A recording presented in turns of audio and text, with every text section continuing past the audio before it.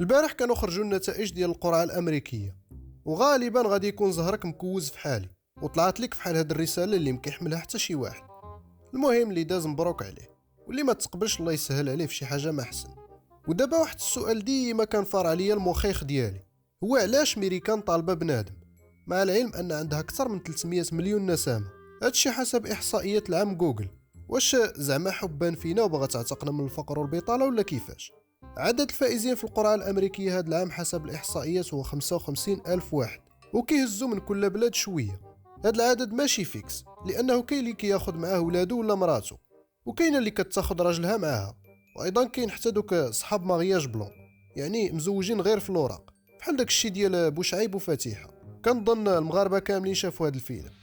السبب علاش كيديروا هذه القرعة ماشي حبان في دوك المهاجرين، حيث بكل بساطة أن هاد المهاجرين كيساهموا في الاقتصاد الأمريكي بعدة طرق. ترى يستحيل أن واحد يمشي للميريكان ويبقى غا جالس وعاطيها غا للدوران. هاد الناس كيكونوا كيخدموا بمعدلات طالعة بزاف، وكيشكلوا أكثر من الثلث ديال القوة العاملة في بعض الصناعات. هذا التنقل الجغرافي كيعاون الاقتصادات المحلية على الاستجابة لنقص العمال. السبب الثاني هو أن هاد الناس إلا مشاو لتما يعني راه غادي يطلقوا لهم الفرخ، يعني غادي يولدوا بزاف، وبالتالي زيادة عدد العمال في المستقبل. وهذا الشيء مزيان للاقتصاد الامريكي بطبيعه الحال.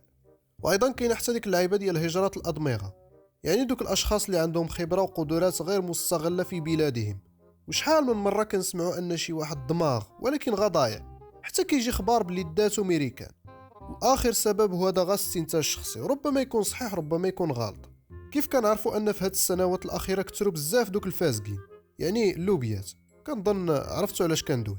وبالتالي غادي يوقع تراجع في معدل الولادات، اذا خاصهم الذكورة يكونوا في البلاد، وهذا كيؤدي لزيادة عدد الولادات، وبالتالي المزيد والمزيد من الانتاج.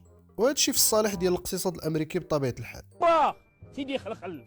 وهذا الشيء اللي كاين الاصدقاء. الا كان عندك شي وجهة رأي خليها لينا في التعليقات باش نستافدوا كاملين، وتهلاو ليا في راسكم. تشاو.